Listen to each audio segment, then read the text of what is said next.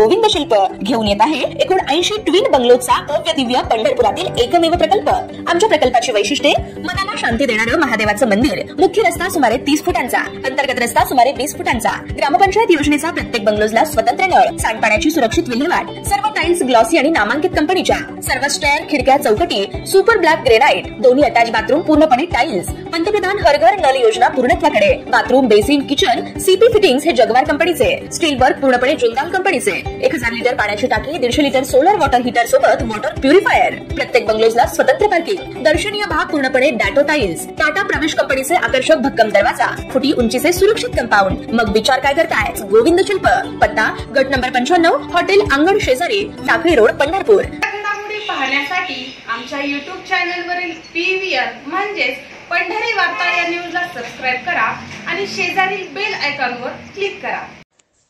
8 मार्च जागतिक महिला दिन साजरा केला जात असताना आज प्रत्येक क्षेत्रात महिला आपले कर्तृत्व सिद्ध करताना दिसून येत आहेत। अनेक महत्त्वपूर्ण जबाबदाऱ्या पार पडताना दिसून येत आहेत आणि महिलांबाबत अबला हा परंपरेने वापरला गेलेला शब्दप्रयोग आजच्या काळात हद्दपार होताना दिसून येतोय।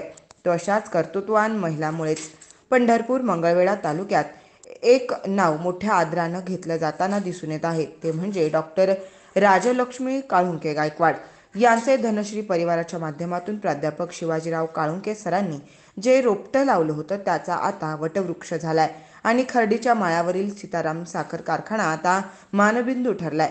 खरे तर साखर कारखानदारी म्हणजे अगदी वर्षानुवर्षे या क्षेत्रात असलेल्यांच्या समोर दरवर्षी नवे आव्हान घेऊन येणारे क्षेत्र। मात्र साखर कारखान्याच्या देशातील पहिल्या महिला चेअरमन म्हणून डॉक्टर राजलक्ष्मी काळुंके गायकवाड बंद पडलेला या कारखान्याचे व्यवस्थापन आपल्या हाती घेतलं आणि त्यात मोठे यशही मिळवलं।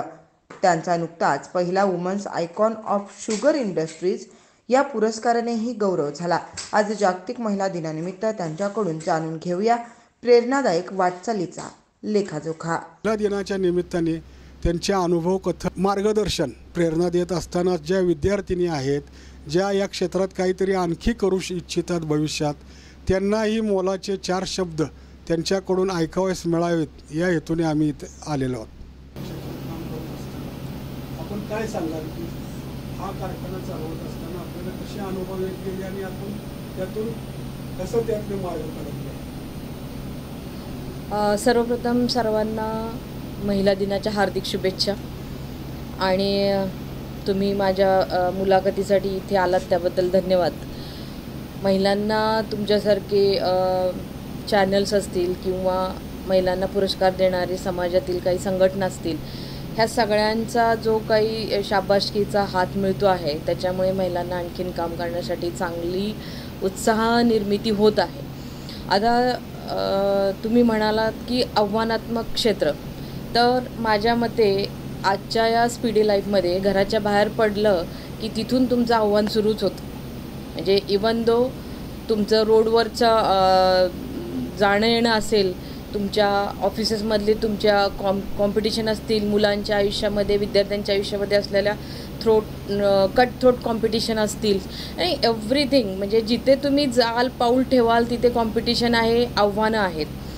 आता उद्योगाच्या क्षेत्रामध्ये महिला काही नवीन नाही आहेत, राजकारणाच्या क्षेत्रामध्ये पण महिला नवीन नाही आहेत, अर्थकारणाच्या क्षेत्रामध्ये आपल्या अर्थमंत्रीच आहेत आणि भारताला तर आपल्या पंतप्रधान इंदिराजी गांधी यांचं इतिहास आहे। म्हणजे महाराष्ट्राला, ज्या महाराष्ट्राची निर्मिती, स्वराज्याची निर्मिती जिजाऊंनी केली त्यांचा इतिहास आहे, ज्या शिक्षणाची गंगा सावित्रीबाई फुलेंनी आपल्यापर्यंत आणून दिली त्यांचा इतिहास आहे। म्हणजे आपला इतिहास हा महिलांच्या कर्तृत्वानी प्रचंड ओतप्रोत भरलेला आहे। त्यामुळं महिलांच्यासाठी आव्हान हा शब्द माझ्यासाठी फार काही मोठा नाही, पण साखर कारखानदारी विशेषतः ह्याला खूप अँगल आहेत। मी नेहमीच सांगते की ही फक्त फॅक्टरी नाही आहे, हा फक्त उद्योग नाही आहे, हा उद्योग जनमानसाशी जोडलेला आहे। तो असा की जो शेतकरी आहे त्याच्या अर्थ उत्पादनाचं सगळ्यात मोठं साधन साखर इंडस्ट्री आहे। राजकारणासाठी सुद्धा ह्याचा केला गेलेला उपयोगसुद्धा एक फार मोठा त्याचा अँगल आहे। देशाची स्ट्रॅटेजी, एक्सपोर्टची, इम्पोर्टची सुद्धा साखरेशी निगडीत आहे। त्याच्यानंतर तुमच्या मीडियाचा विचार कराल तर मीडिया सेन्सिटिव्हिटी पण खूप आहे, कारण शेतकऱ्यांचे प्रश्न, अनेक संघटना जे काही शेतकऱ्यांच्या पाठीशी उभ्या असतात किंवा वाहतूकदारांच्या पाठीशी उभ्या असतात किंवा त्यांचे संघटन असतात, त्यांचे प्रश्न, यामुळं साखर कारखानदारी कायम ग्लॅमरस कारखानदारी असं माझं म्हणणं आहे. आणि मग अशा वेळेला फक्त कारखाना चालवणं हे एकच आव्हान राहत नाही, तर शेतकऱ्यांचं समाधान झालं पाहिजे, वाहतूकदारांना योग्य मोबदला मिळाला पाहिजे, याच्यावरती जे अवलंबून असलेले कर्मचारी आहेत त्यांच्याशी तुम्ही व्यवस्थित राहिलं पाहिजे आणि एकंदरीतच सर्व समाजामध्ये त्याच्याबद्दल समाधानकारक वातावरण ठेवलं गेलं पाहिजे. ही पहिली जबाबदारी मॅनेजमेंटची आहे.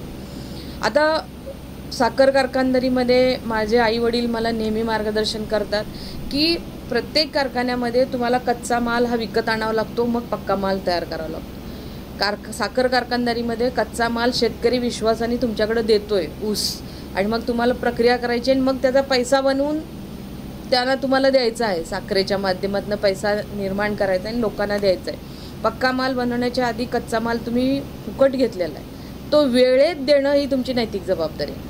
आणि तो शब्द किंवा ते मार्गदर्शन मी तंतोतंत पाळण्याचा प्रयत्न केला. परंतु आधीच ह्या युनिटबद्दल असलेले काही अडचणीचे गोष्टी असतील, मग ते आर्थिक असतील, बाकीच्या तुमच्या आणखीन काही असतील, त्याच्यामुळे थोडा मला वेळ लागला नाही असं नाही. परंतु जेव्हा तुमचा हेतू क्लिअर असतो की तुम्हाला हे युनिट चालवताना ज्यांची गरज आहे, म्हणजे उदाहरणार्थ सगळ्यात मोठं म्हणजे शेतकरी आणि वाहतूकदार आणि कर्मचारी, त्यांच्या गरजा, त्यांचा मोबदला पहिले देणं आणि नंतर तुमची पावलं उचलणं. मग त्यासाठी काय करायला हवं की आता सगळ्यांनाच माहिती आहे की साखरेच्या उत्पादनातून निर्माण होणाऱ्या पैशातून साखर कारखानदारी फायद्यामध्ये चालू शकत नाही. हे सत्य आहे, हे काही सांगायला कोणी आकाशवाणीची गरज नाही आहे आपल्याला, हे सत्य आहे. आणि मग हे करत असताना त्यातल्या त्यात आपले कुठले वायफळ खर्च आहेत ते आपल्याला बाजूला करता येतील आणि जेणेकरून जेवढे गरजेचे आहे तेवढा खर्च करून आपल्याला त्यांचं बिल देता येईल, एक प्रश्न आहे.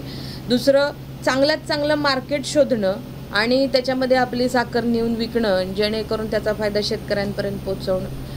तिसरी गोष्ट आहे की ह्याच्यावर बाय प्रॉडक्ट्सची निर्मिती जास्तीत जास्त करणं, त्याचा फायदा घेऊन त्यांना योग्य ते त्यांचं जे साखरेचा ऊसाचा मोबदला आहे तो देणं.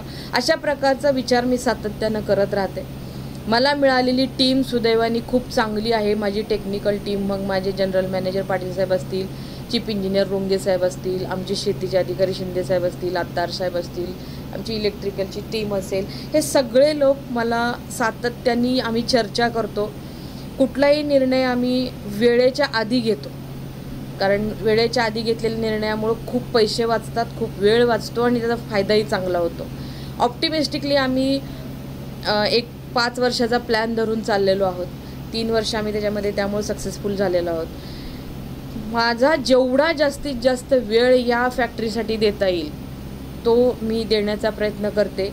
आणि कसं आहे की वेळेच्या आधी, मी मगाशी तुम्हाला म्हटलं तसं, वेळेच्या आधी वेळ देणं ही माझ्या मते सगळ्यात चांगली गोष्ट आहे. त्याच्यामुळं आपल्यावर चुकीची वेळ येत नाही आणि म्हणून मग मी ते पाळते आणि प्रयत्न करते ऑनेस्टली की चालवता येईल. अजून खूप प्रश्न निर्माण झाले होते सुरुवातीला, ते एक आम्ही सॉल्व्ह करायचा प्रयत्न करतो आहे, म्हणजे जेणेकरून साखर कारखान्यामुळं आमच्यामुळं लोकांना त्राससुद्धा होणार नाही याची आम्ही खबरदारी घेण्याचा प्रयत्न.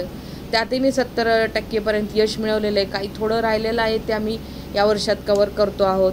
अशा अनेक गोष्टी जागरूकतेने केल्यामुळं, वेळेत करायचा प्रयत्न केल्यामुळं आम्ही ते करू शकतो आहोत.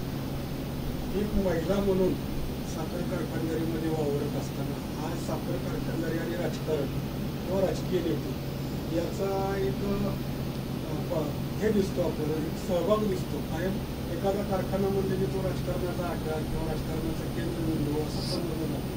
परंतु तुमचा हा कारखाना राजकारण विरहित आहे असं हे तुमचाच तरी सध्याचं चित्र आहे. मला असं विचारायचं आहे की राजकारणातून होणारे आरोप, हेतू परस्पर होणारे आरोप असतात किंवा हे असतात, या प्रकारामुळं अनेक कारखानदारांसमोर अडचणी उभा राहतात. तर आपणाला या कारखान्याच्या पूर्वीच्या काही अडचणीमुळे किंवा इतर कारणामुळे हेतू परस्पर आरोप करून कधी तुम्हाला यामध्ये हतबल करण्याचा किंवा निराश करण्याचा प्रयत्न कधी झाला आहे का, आणि त्यावेळेला आपली काय भूमिका? नाही, म्हणजे फार काही मला त्रास झालेला नाही आहे या हेतुपुरस्कर राजकारणाचा, कारण सगळ्यांनाच आमची भूमिका क्लिअर आहे की आम्ही राजकारणामध्ये नाही. आणि ज्या काही छोट्या मोठ्या गोष्टी असतात, जो तो आपल्या हक्कासाठी थोडाफार अग्रेसर असतो किंवा त्याच्याबद्दल तो प्रयत्न करत असतो. माझ्या परीनं जेवढं प्रयत्न किंवा आमच्या टीमच्या परीनं जे योग्य जे आहे ते करण्याचा आम्ही सातत्याने प्रयत्न करतो. त्यामुळं समोरची व्यक्तीसुद्धा समाधानी असते, कारण त्याच्याशी वागताना आमचा हेतू क्लिअर असतो की त्याची अडचण जर खरंच आपल्यामुळं असेल तर ती आपण सॉल्व्ह केली पाहिजे, आणि तो करण्याचा आम्ही प्रयत्न करतो. आमच्या हातात जेवढं मर्यादित भाग आहे तेवढ्या पद्धतीने आम्ही तो करण्याचा प्रयत्न करतो. त्यामुळं तो व्यक्ती परत आमच्याशी जोडला जातो आणि चांगल्या पद्धतीने आम्ही कम्युनिकेशनमध्ये काम करतो. त्यामुळे हेतुपुरस्कर राजकारणाचा आम्हाला कधीही त्रास झालेला नाही आणि होणार नाही, कारण आम्ही राजकारणातच नाही. मॅडम, 8 मार्च जागतिक महिला दिन, आव्हानात्मक क्षेत्रात काम करत असताना आपण एक आदर्श ठेवलेला आहे. आपल्या आदर्शाचा पाठपुरावा, आपल्या आदर्शावर वाटचाल करीत असताना अनेकांना एक प्रेरणा मिळू शकते. आपण जर त्यांना आपले काही मार्गदर्शन, मोलाचे आव्हान, काही विद्यार्थिनी आहेत, काही महिला आहेत की ज्या आज अगदी स्वयंरोजगारापासून, छोट्या मोठ्या व्यवसायापासून काहीतरी करण्यास सुरुवात करून या क्षेत्रात, उद्योग व्यवसायाच्या क्षेत्रामध्ये नावलौकिक प्राप्त करू शकतात, आर्थिक सोबत प्राप्त करू इच्छितात, तर त्यांना काय संदेश द्या? कारण यात महिला उद्योजक म्हणलं की सर्वात मोठा त्रास सुरुवातीपासून सुरू होतो, तो म्हणजे एक महिला व्यवसायात उतरल्यानंतर लोकांची एक दृष्टी असते निगेटिव्हिटीची, समाजाची, तिथून त्यांना संघर्षाची सुरुवात करावी लागते. तर आपण या महिलांना काही प्रेरणादायक विचार द्यायचे? सर्व महिलांना पुन्हा एकदा शुभेच्छा. मला महिलांसाठी स्पेसिफिकली किंवा मुलींसाठी एवढंच सांगायचं आहे की जर मी माझ्याबद्दल एक थोडंसं एक स्वतःची स्तुती हा आरोप सहन करूनसुद्धा मी थोडंसं एक माहिती व्हावं म्हणून सांगते की मी लहान असल्यापासून 12वीपर्यंत माझं सातत्याने मी प्रथम क्रमांकाने वर्गामध्ये पास होत होते.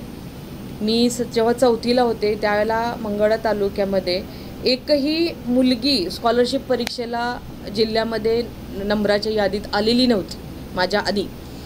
तर मग मला माझ्या आजींनी आणि शिक्षणाधिकाऱ्यांनी मुलांच्या शाळेत बसायची परवानगी दिली, कारण मुलींच्या त्यावेळेला तेवढं शाळेमध्ये तेवढं स्कॉलरशिपचे क्लासेस चांगले घेतले जात नव्हते. त्यामुळे मला मुलांच्या वर्गात बसायची परवानगी दिली आणि मग त्या 3 महिन्यामध्ये मी तो अभ्यास कॅच केला आणि मी जिल्ह्यामध्ये 8व्या क्रमांकाने त्यावेळेला पास झाले आणि पहिल्यांदा मंगळवेढा तालुक्यातून महिला म्हणजे मुलगी स्कॉलरशिपला उत्तीर्ण झाली यादीमध्ये. त्याच्यानंतर मी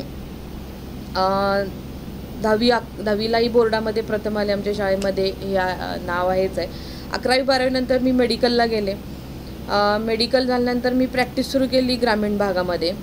तर ग्रामीण भागामध्ये त्यावेळेला तिथे साधारण 50 किलोमीटरच्या एरियामध्ये कुठेही दवाखाना मोठा नव्हता, हॉस्पिटल नव्हतं. त्यावेळेला मी ग्रामीण भागामध्ये पहिलं हॉस्पिटल चालू करणारी पहिल्या अगदी टॉप 10मधली लेडी डॉक्टर आहे की अगदी इंटिरियरला जाऊन की जिथं लाईटची सुद्धा सोय नाही आहे किंवा चांगली तुम्हाला इमारत नाही आहे, चांगला ॲक्सेस नाही आहे, अशा ठिकाणी मी, कारण सुरुवातीला ज्यावेळेला मी त्या गावामध्ये गेले त्यावेळेला मी लोकांच्या घरी जाऊन म्हणजे अगदी अतिशय वाईट अवस्थांमध्ये मी त्या महिलांना डिलिव्हरी होण्यासाठी मदत केलेली आहे. त्यांच्या जीवावर बेतण्याची सुद्धा शक्यता असायची. अशा वेळेला आम्ही त्यांना आमच्या ग्रुपनी मदत केली. तर हे सगळं चित्र पालटण्यासाठी मी ज्यावेळेला ग्रामीण भागामध्ये हॉस्पिटलसाठी इन्व्हेस्ट करतो त्यावेळेला मला सगळ्यांनी सांगितलं की एवढ्या इंटिरियरला तुझं हॉस्पिटल चालणार नाही आणि तू करू नको. पण त्यावेळेला मी ते केलं आणि आज माझं 15 बेडचं अतिशय सुसज्ज हॉस्पिटल आहे की जिथे ऑपरेशन होतात, डिलिव्हरी होतात, डेंटिस्ट्रीचा विभाग आहे, एव्हरीथिंग. आणि त्याच्यानंतर मी डॉक्टर सेलचं एक काम केलं राज्य पातळीवरचं. त्यावेळेला पण त्याच्यामध्ये मी एकटीच महिला होते. त्याच्यानंतर मी आमच्या भागामध्ये काही थोडंफार राजकारणामध्येही काम केलेलं आहे, पूर्वी नाही असं नाही, पण त्यालाही मला असे चॅलेंजेस झालेले की आपल्या जिल्ह्यामध्ये महिलांची संघटना नाही आहे. म्हणजे मी ज्या जिल्ह्यात काम करत होते त्या ठिकाणी मला 1 महिन्यामध्ये जर तुम्ही 100 महिला गोळा केल्यात तरीसुद्धा आमच्यासाठी खूप झालं. अशा प्रकारचं चॅलेंज होतं. त्यावेळेला मी एका महिन्यामध्ये 1000 महिलांचा संघटन करून एक यशस्वी मेळावा घेतला होता. म्हणजे काय आहे की ती सवय आहे. अर्थक्षेत्रामध्ये माझी आई स्वतः शोभाताई काळुंगे ह्या अर्थक्षेत्रामध्ये अतिशय चांगलं काम करतात की जिथं महिला ॲक्च्युअल काम करत नव्हत्या. म्हणजे काय आहे की आव्हान घेणं हा माझं बाळकडू आहे. साधारण माझी आई, माझी आजी ह्यांचा तो स्वभाव आहे. त्यामुळं या क्षेत्रामध्ये येताना मला फारसं काही वेगळं वाटलं नाही. हा पहिला माझा कामाचा आणि धडाडीचा भाग सोडला तर महिलांना मला हे सांगायचं की कुठंही जाताना ते काम काय आहे बघा. ते मी महिला आहे का मी पुरुष आहे का मी करू शकते का मी करू शकत नाही ह्याचा विचारच नाही करायचा. एवढंच सांगायचं की मी हे आजपर्यंत केलेलं नाही याचा अर्थ मी उद्या करू शकत नाही असं नाही. मी करूच शकते, फक्त मी केलं नव्हतं आणि आज मी करणार आहे. एवढा कॉन्फिडन्स जर स्वतःला दिला तर तुम्ही प्रत्येक क्षेत्रात, म्हणून मी सांगितलं की साखर कारखानदारीत एकटी महिला मी आज आहे हे माझ्यासाठी नवीन नाही आहे, लोकांना नवीन असेल. बिकॉज आय लाईक की आपण नवीन क्षेत्र काबीज केली पाहिजे आणि हे एवढ्यासाठीच आहे की आपण करू शकतो. ज्यावेळेला मी पहिल्यांदा शुगर फॅक्टरीमध्ये उभी राहिले आणि बघितले की हे मला चालवायचं आहे त्यावेळेला मी 2 मिनिट विचार केला की मला पत्रा आणि खिळा ह्याशिवाय लोखंडातलं काही कळत नाही आहे. मला मोठे ते बॉडीज बघितले की थोडी भ्यायला होतं. मग हे काय, मी कसं करणार. तर मी थोडंसं शांत उभी राहिले. मी महिलांना सांगते की नीट आपल्या पुढचं आव्हान जे आहे ना ते काय आहे हे नीट बघा आणि त्याला आपण रिलेट करा. म्हणजे मी ज्यावेळेला पूर्ण कारखाना मान फिरून बघितला व्यवस्थित तेव्हा मला लक्षात आलं की बाहेर गव्हाणीत काय होतोय, ऊस येतो आणि तो कट होतो. म्हणजे मी विळीवर कट केला काय, सूर्यावर कट केला काय आणि गव्हाणीत कट केला काय. त्याच्यानंतर आम्ही येतोय ते क्रश करतो. म्हणजे आम्ही मिक्सरमध्ये क्रश केला काय आणि मोठ्या मिलमध्ये क्रश केला काय आणि त्याच्यानंतर आम्ही तो ज्यूस एक्स्ट्रॅक्ट करतो. मग मी ज्युसरमध्ये केला काय आणि इथल्या मोठ्या ज्यूस पंपानी किंवा आणखीन बाकीच्या मशिनरीनी काय स्क्रीननी केला काय आणि मग आम्ही ते बॉईल करतो. मग मी कढईत बॉईल केलं काय, पातेल्यात बॉईल केलं काय किंवा आमच्या रॉबर्ट बॉडीत बॉईल केलं काय. The things are same. आणि नंतर मग काय होतं, आम्ही तो जसं आम्ही थंड करायला ठेवतो तसं आम्ही ते पॅनमध्ये ठेवतो आणि नंतर त्याची साखर तयार होते जसं की आम्ही घरामध्ये करतो. सो हे तेच आहे, कटिंग आहे, क्रशिंग आहे, बॉइलिंग आहे, स्टीमिंग आहे आणि मग हे थोड्या मोठ्या प्रमाणात आहे. मी घरात जे करते त्यापेक्षा फार मोठ्या प्रमाणात आहे. मग ते मोठ्या जर प्रमाणात असेल तर त्याची पद्धत पण वेगळी असेल. मग ती पद्धत काय आहे एवढाच तर मला फक्त अभ्यास करायचा होता आणि मग मी तो केला आणि मी करू शकले. आणि माझ्या जागी कोणतीही महिला जर करायचं म्हणेल तर ती 100% करू शकते. फक्त मला एवढंच सांगायचं आहे की महिलांना संधी द्या. त्यांना, माझ्या आईवडिलांना मी खूप खूप धन्यवाद देते की त्यांनी मला इथं बसल्यावर घेतलेल्या निर्णयाबद्दल कधीही माझ्यावर शंका उपलब्ध केली नाही. आणि म्हणून मी सुद्धा माझ्या मुलाला, तो BTech इन फूड टेक्नॉलॉजी झालं आहे, डिस्टिलरीचं युनिट उभं करतो आहे, त्याच्यावर एकदा जबाबदारी टाकल्यानंतर, जबाबदारी टाकण्याच्या अगोदर आपल्या मुलाची कुवत आहे का हे आपण बघितलं पाहिजे.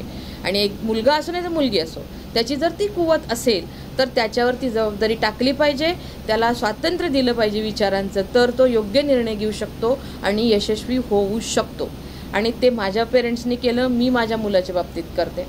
आणि थोडंसं स्वातंत्र्य असल्याशिवाय तुम्ही डेव्हलप होत नाही आणि त्या माध्यमातून जर तुम्ही करत गेला तर निश्चित मग मुलगा मुलगी काही भेद नाही. रादर मी असं म्हणते की मी मुलगी असल्यामुळे मी जास्तीत जास्त वेळ ऑफिसमध्ये असते, टेबलवर असते, मला जास्त कुठे हिंडायला जायचे चान्सेस नसतात, त्याच्यामुळे मी जास्त वेळ देऊ शकते, जास्त सिन्सिअरिटी करू शकते.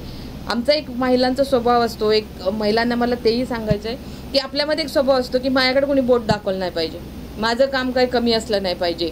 आणि मग त्यासाठी म्हणून मग आपण जास्तीत जास्त जे चांगलं करण्याचा घरी प्रयत्न करतो तोच आपण ऑफिसमध्ये केला पाहिजे, तोच आपण वर्कप्लेसवर केला पाहिजे. आणि आपल्या कामापुरतं फोकस जर राहिलं तर आपण निश्चितपणे यशस्वी होतो.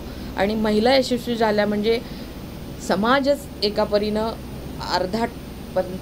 जो समाज आहे 50% समाज जो महिलांनी व्याप्त आहे तो समाज पुढे जातो, प्रवाहात येतो, तो आर्थिक उन्नतीसाठी कारणीभूत पडतो आणि त्याच्यामुळं आपोआपच सामाजिक स्थैर्य वाढतं, समाजाची सुबत्ता वाढते आणि एकंदरीत जनमानसाचं आयुष्य सुधारतं. ते करणं एक नागरिक म्हणून आपली जबाबदारी. म्हणून नेहमी लक्षात ठेवा, आपण मुलगी आहे का मुलगा आहे यापेक्षा आपण एक जबाबदार नागरिक आहोत आणि एक जबाबदार अधिकारी आहोत किंवा जबाबदार त्या कामावरची आपली जी निष्ठा आहे ती जबाबदारीने जर आपण सांभाळली तर आपण निश्चित यशस्वी होतो. धन्यवाद. तुम्हालाही प्रेरणा देईल.